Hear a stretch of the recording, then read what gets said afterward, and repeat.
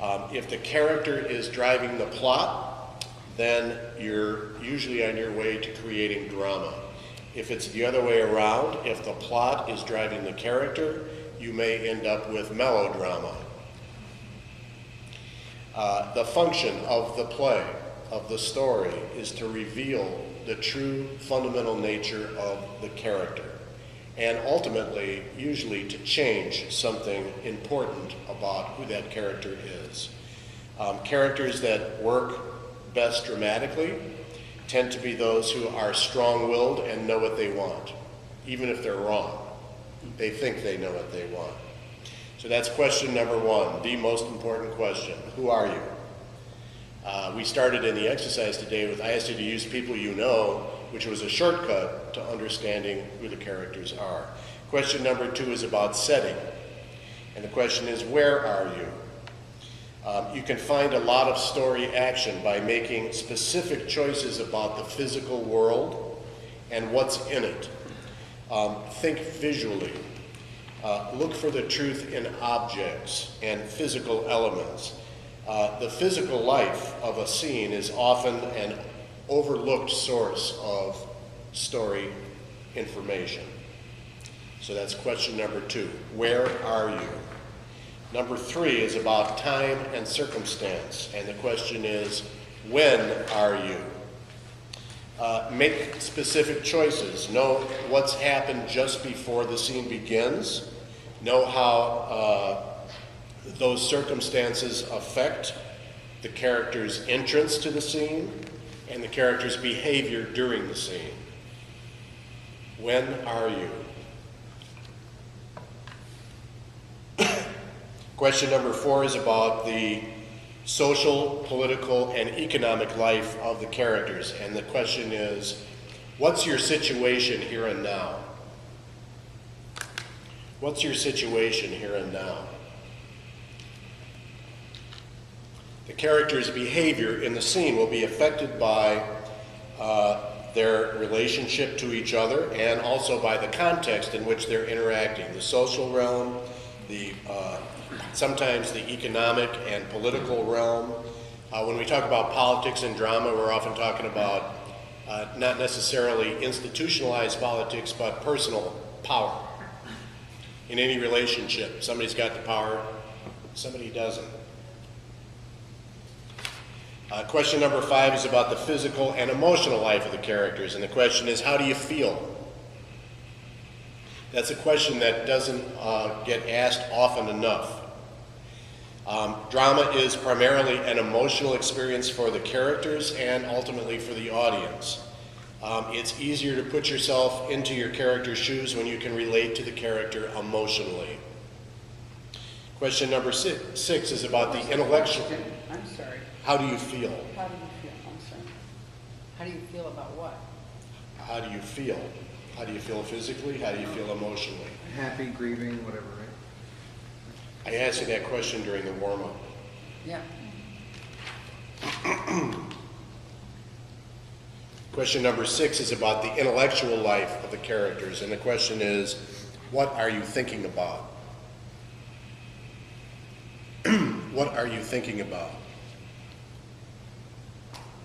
What's not said is just as important as what is said. I'm losing my voice now, just a minute.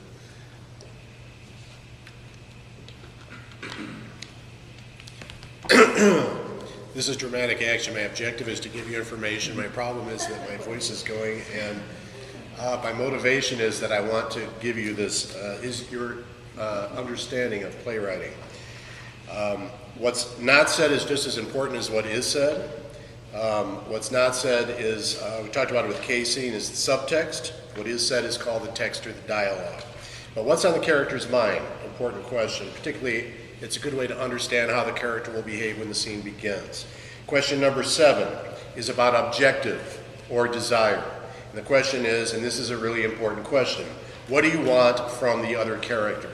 What do you want from the other character? I think a key element of knowing a character, a key to understanding who a character is to know what the character wants. Human desire is a key to understanding characters, understanding each other. Every story is a quest of some kind, a pursuit of a goal. The main character's dramatic need drives the story forward. This need or objective works best in a scene at the scenic level when it involves whoever else is here. So there's a reason, the reason why character 2 is here, or for example, Dunne has discovered that he also had a character 3 who had to be here, is that they're part of what character 1 wants. If you don't know what character 1 wants, and you don't really know what the scene is about, and you're going to have a hard time writing it. Question number 8. No, 8. 8. Somebody on a different number? It's about motivation. And the question is, why will you refuse to compromise or give up? Why will you refuse to compromise or give up? Most characters, dramatic characters, have high stakes that make their needs important and urgent. They can't give up, they can't compromise, they can't surrender.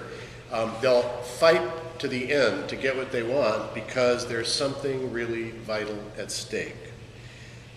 Motivation, the character's motivation draws from who the character is, what the character believes, what the character doesn't believe, what the character has experienced in life so far, what the character has not experienced in life so far, but what motivates the character. Objective is what the character wants, motivation is why the character wants it. Question number 9 is about obstacle. And I tend to use the term obstacle more than conflict because people think conflict is arguing. Arguing is a form of conflict, but it's not, to write a dramatic scene doesn't mean everybody argues. It's obstacle is the key to making an objective difficult. The character's pursuit of a goal, of an objective, begins to generate dramatic action when the objective meets obstacles or forces of antagonism that make the objective difficult to achieve. There's always a problem to be solved, and I think we saw in the 2 scenes we heard from that sense of objective and problem and motivation begins with the first line uttered and often with the first image seen.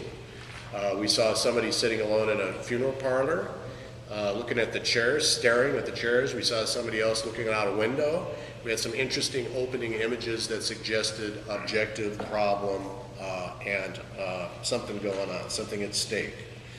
The forces of antagonism, the conflict, ideally, is equal in strength to the objective, so that there is a battle of some kind, a struggle of some kind going on in the scene, so that we don't know how the scene is going to end.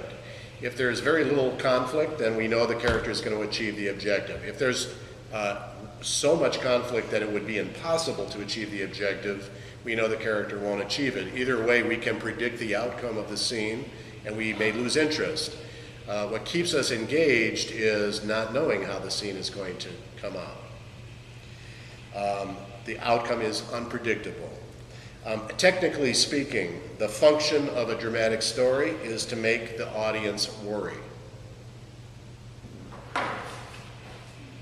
If we're worried, it means we care about the characters. It means we're waiting to see the outcome of their actions. To keep the audience worried, we make life as difficult as possible for the characters. So what is question number 9? What's your problem? What's your problem? Question number 10 is about strategy or tactics. And the question is, how will you deal with your problem to get what you want? How will you deal with your problem to get what you want?